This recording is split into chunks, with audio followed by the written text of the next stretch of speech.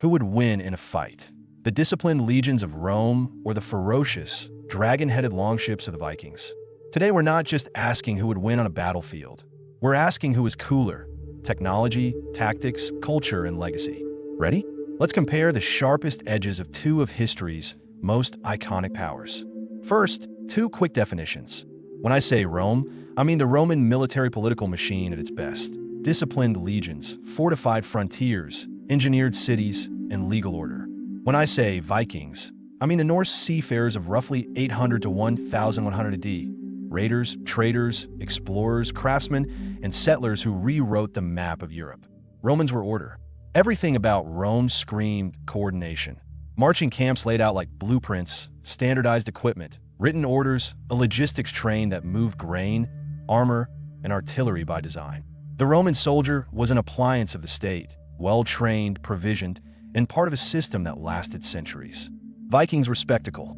They reveled in reputation. The Longship, the horn stories, which, yes, are theatrical myth, the sudden strike at dawn. Vikings traded in panic and myth. Their psychological edge was fear. The surprise raid, the beheading as public theater, the rumor of a wild northern tide of warriors. Which is cooler? If you value discipline and long, slow projection of power, Rome. If you prize celebrity, unpredictability, and the raw romance of sea raids, the Vikings. Romans perfected the unit. The legion manipulated space and time. Testudo formations for missile storms, pylon volleys that bent shields and broke ranks, organized engineering units, building forts, bridges, and siege engines. The Roman battle is choreography, predictable to an enemy who studied the tactics, devastating when executed. Vikings perfected mobility. Their tactics were asymmetrical: lightning raids, coastal landings, and hit-and-run woodland ambushes. They used superior local knowledge, speed, and brutality in close combat, axes and bearded ferocity, to overwhelm the slow, heavier formations they couldn't outmaneuver. In pitched battle, disciplined Roman cohorts could grind down less organized foes. But Vikings rarely met Romans in textbook set-piece battles. They struck where Rome was weakest: on the sea, in estuaries, and against poorly defended targets. Cool factor? The Roman tactical machine looks coldly brilliant. The Viking approach looks ferociously creative. Now ships. Roman navies were state projects built for supply lines and control of the Mediterranean. They invented boarding devices, used layered crews, and could throw marines ashore to capture ports. But they were coastal and logistical, built to maintain an empire's arteries. Vikings built poetry on water. The longship was a technological marvel: flexible, light, shallow draft, able to glide up rivers and surf beaches where larger ships couldn't land. Vikings navigated by stars, birds, and coastline memory. They crossed open seas to Iceland, Greenland, and Newfoundland centuries before Columbus. For sheer maritime swagger, the Vikings take it. That longship slicing through mist? That's iconic power amplified. Roman kit was standardized: gladius, pilum, scutum. Close-in stabbing with the gladius in a packed formation was lethal. Armor, larica segmentata or mail, and large scuta shields made the legionary a mobile wall. Training emphasized mutual support. One man's shield protected his neighbor. That uniformity made Rome durable. Vikings customized for chaos: round shields, heavy axes, Sikh's knives, and the occasional spear. Wealthy Norsemen used mail and imported luxury weapons. Poorer men improvised. Personal showmanship mattered. A Viking's axe swing was a visual statement. The gap between ritualized combat and brutal improvisation was part of the allure. Which is cooler? The Rome's uniform, brutal efficiency, or the Vikings' fearsome, personalized artistry? It depends on whether you admire a military as an engine or as a stage for individual heroics. Rome built permanence: roads, aqueducts, amphitheaters, legal codes, and cities planned for centuries. The Roman imprint reshaped landscapes with stone and law. When you walk through a Roman ruin, you stand where an administrative network once hummed. That's institutional cool. Scale, ambition, and systems thinking.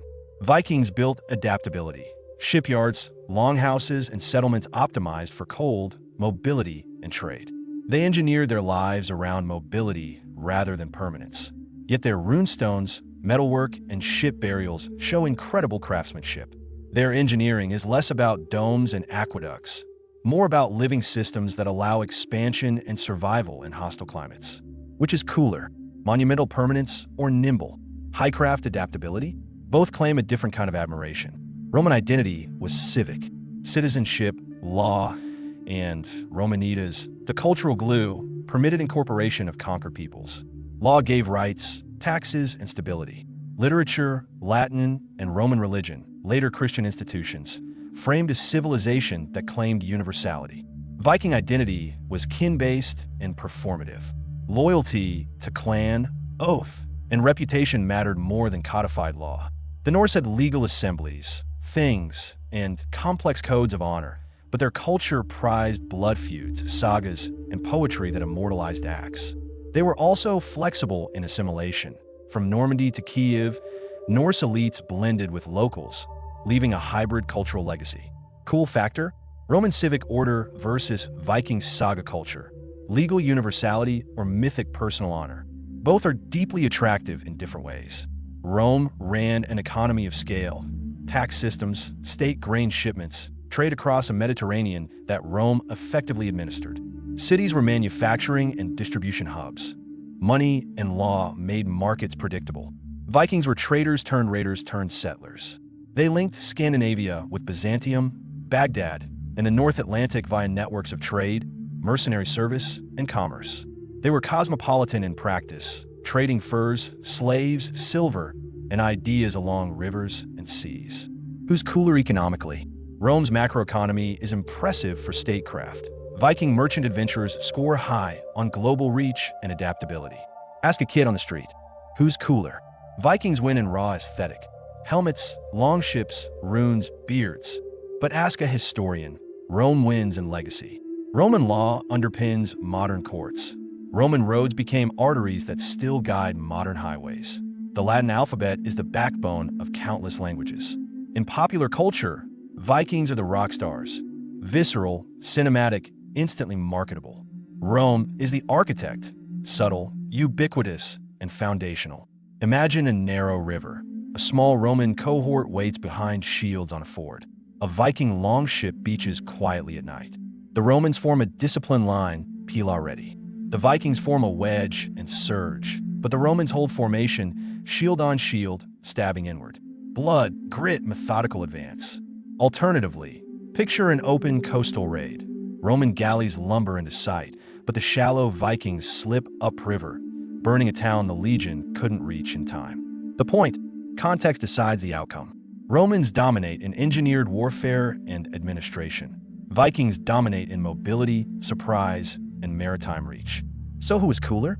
If you idolize systemic power, infrastructure, legal genius, and the ability to turn territory into a durable civilization, Rome takes the crown. If you idolize raw charisma, maritime daring, cultural mystique, and a mythos that still makes people dress up and roar at history festivals, the Vikings win. But let's not leave it there. What if we judged coolness by influence on modern concepts of heroism? Or by how much of each culture survived in language, law, and legend? In the next section, we'll unpack 3 decisive encounters and hypothetical matchups. A Roman frontier defense against a Viking winter raid, a naval choke point battle, and a cultural collision in a traded city where law meets saga. Okay, 3 decisive encounters. These are bite-sized scenes that show tactics, tech, and temperament. Picture them clearly. It's late autumn. A thin fog lies over a shallow ford on a frontier river. A small Roman auxilia cohort, 60 men, sharpened shields slick with rain, leathered larica, pila stacked, hold a narrow causeway. Their commander, veteran and patient, knows the ground. They'll fight so the cavalry can flank if the enemy commits. Downstream, under canvas and whisper, a Viking warband slips from a longship hidden in a reed bed. 30 men, light mail on a few, axes and round shields, a handful with spears, one with a bearded standard. They will strike fast, not to hold ground, but to pillage, to seize grain, to terrorize villages beyond the ford. The Vikings dash across ankle-deep water, scattering light. Romans brace, shield wall, step discipline, pila hurled in disciplined arcs. The pila find gaps in a shield line. A few Viking men fall. But the river narrows movement. The Vikings use the water and terrain to split the cohort's formation.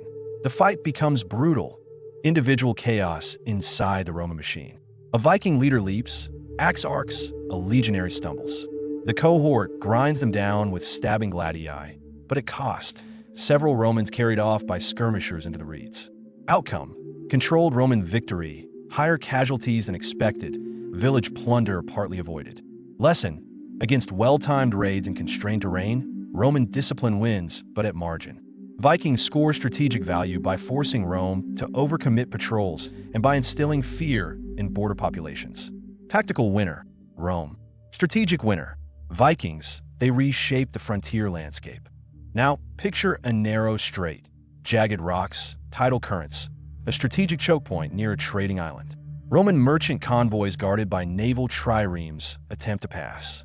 Their goal: safety for grain and silk. Viking longships, low in the water and silent, wait for spring tide. The Romans deploy a line of galleys, rams forward, marines on deck. Their strength is boarding. Their Corvus-style grappling and marine complements are lethal in settled fights. But the longships strike differently. They split into flanking groups, using the shallow draft to weave among rocks where heavy galleys fear to follow. They harry the convoy, pick off isolated transports, and use ranged fury, thrown spears, archers on deck, to set small fires. The Romans repel a direct boarding attempt and secure the main convoy channel, but cannot protect every isolated transport. Viking mobility and knowledge of literal geography allow them localized successes and lucrative captures. Tactical winner: Romans in set-piece defense. Operational winner: Vikings in asymmetric interdiction. Cultural takeaway: Roman navies protect empire arteries. Vikings control the liminal spaces, rivers, estuaries, and coasts. A coastal trading city, imagine Jorvik or a northern Gallic port, wakes to market day. Merchants, tags in Greek and runic script on silver ingots. Ships unloading furs and wine. Here law and culture collide. A Roman tax official arrives with a ledger and a seal. A Viking chieftain arrives with a pack of traders and a retinue of armed men. They both want influence. Roman legal jurisdiction and stable taxes. Viking access to markets and tribute without heavy oversight. The Roman insists on permits, tariffs, and a magistrate. The Viking offers coin, gifts, and a threat of force if bargaining fails. There's a standoff at the harbor steps. A crowd watches. The negotiation becomes theater. A Roman lawyer quotes tax codes. A Viking poet recites a saga about ancestors who crossed the sea. In the end, the compromise is hybrid. A local market charter recognizes Roman tax obligations, but grants Viking partners trading rights and sanctuary under a local foedus. Trade booms. Cultural syncretism follows. Bilingual signs, mixed marriages, new metalwork styles. This is where both excel. Rome provides legal scaffolding that scales trade. Vikings supply networks and mobility that open new routes. Long-term winner: joint influence. The city becomes a cosmopolitan node with Roman order and Norse vitality, a vibrant middle ground where coolness breeds hybrid forms. Across these vignettes, a pattern emerges. Rome dominates in structured, heavy, scalable systems. Defense in depth, industry, law. Vikings dominate in agility, maritime reach, and cultural charisma. Context, not intrinsic superiority, decides outcomes. So, the contest isn't binary. Who was cooler becomes instead, in what way was each cooler? We'll now zoom out to 3 final quick comparisons: legacy, myth, and modern impact, and then close with a pithy verdict that balances scholarship with spectacle. Legacy. Rome's legacy is infrastructure and institutions, law codes, roads, cities, and an administrative logic that shaped later states. The Roman imprint is structural, invisible scaffolding under modern Europe. Myth. Vikings own the imagination. Their sagas, ship burials, and warrior image power movies, series, and festivals. Viking cool is narrative, loud, cinematic, immediate. Modern impact. Roman legal and linguistic structures quietly order modern life. Viking trade routes and settler networks reshaped regional genetics and place names. One built the skeleton, the other painted many of its mythic faces. So who was cooler? If you prize systems that last, Rome. If you prize myth and maritime swagger, Vikings. If you want both, imagine a Roman road leading to a Viking longship. Infrastructure and adventure, order and spectacle.